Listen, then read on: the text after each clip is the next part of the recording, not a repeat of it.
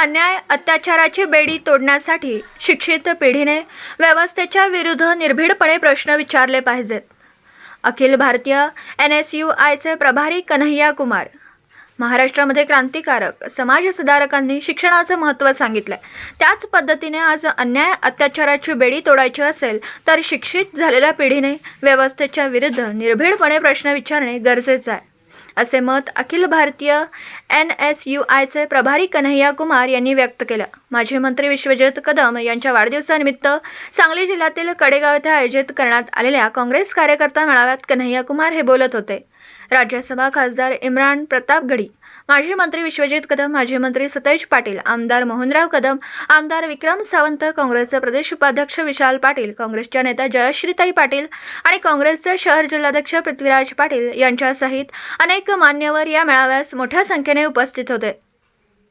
मत देऊन आपण नेता निवडू शकतो, तसेच आपण स्वतःही नेता होऊ शकतो, असं सांगून कन्हैया कुमार पुढे म्हणाले.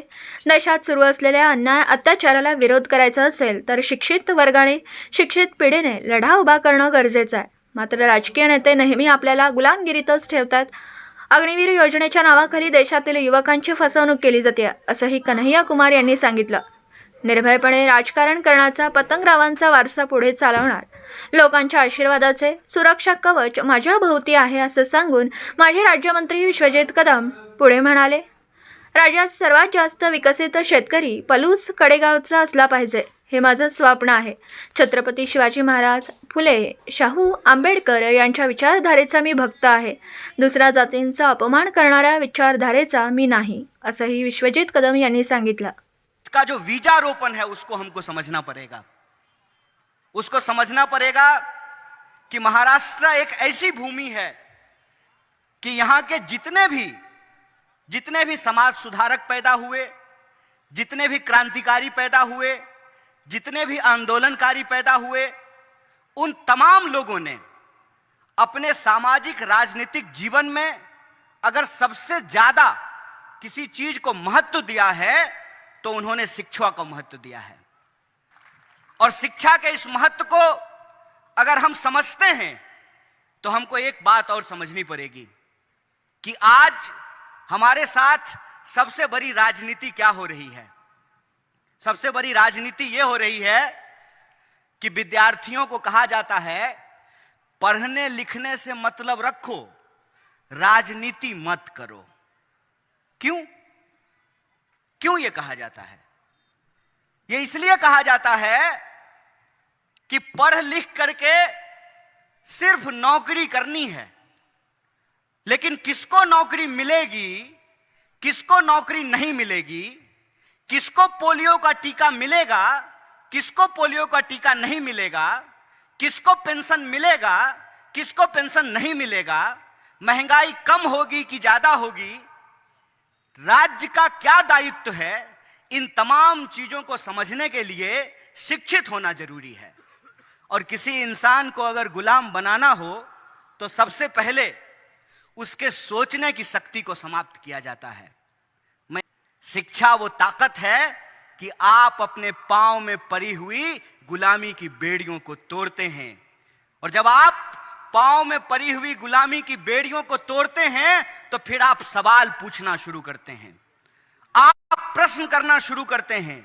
और जब आप प्रश्न करना शुरू करते हैं तो आपको सबसे पहले कहा जाता है कि ज्यादा नेता मत बनो. जो ही आप सवाल पूछेंगे तो आपको कहा जाएगा कि ज्यादा नेता मत बनो. आप हवलदार से पूछ लीजिए, आप इंस्पेक्टर से पूछ लीजिए, आप SP से पूछ लीजिए, आप आमदार से पूछ लीजिए, आप खासदार से पूछ लीजिए, आप मंत्री से पूछ लीजिए, तो सबसे पहला जवाब आएगा कि ज्यादा नेता मत बनो.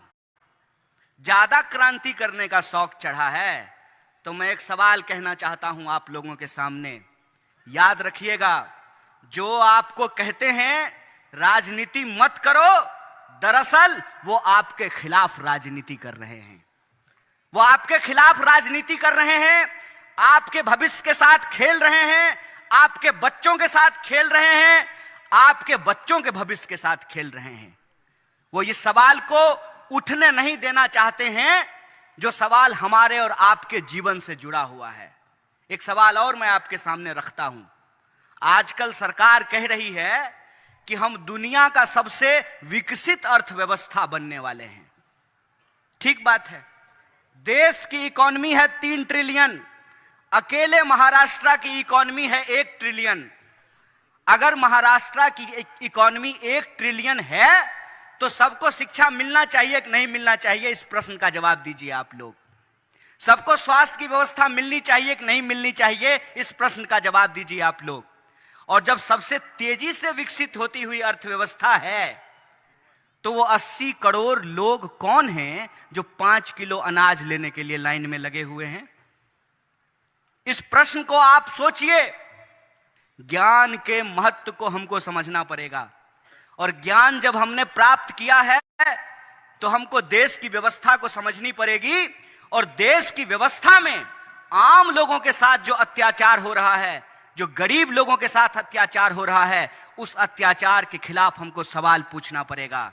और जब आप सवाल उठाएंगे तो लोग कहेंगे कि आप राजनीति करते हैं, तो उनको कहिएगा कि आप राजनीति कर सकते हैं तो हम भी राजनीति कर सकते हैं। अगर हम वोट दे करके नेता चुन सकते हैं तो हम भी नेता बन सकते हैं। यह आपका अधिकार है, यह आपका लोकशाही का अधिकार है। आपके मुंह में जबान हो, आपके दिमाग में सवाल हो, आप अपने सवाल को खड़ा कर सकें, तभी आपको अपने आसपास होने वाले अन्याय नजर आएंगे। और आज हम देख रहे हैं कि देश के लोगों के साथ किस तरीके से अत्याचार हो रहा है। एक साल में 12,000 से ज्यादा किसानों ने आत्महत्या की है। कोई ऐसा दिन नहीं बीतता है कि इस देश में किसी न किसी कोने में कोई ना कोई जवान आत्महत्या ना करता हो।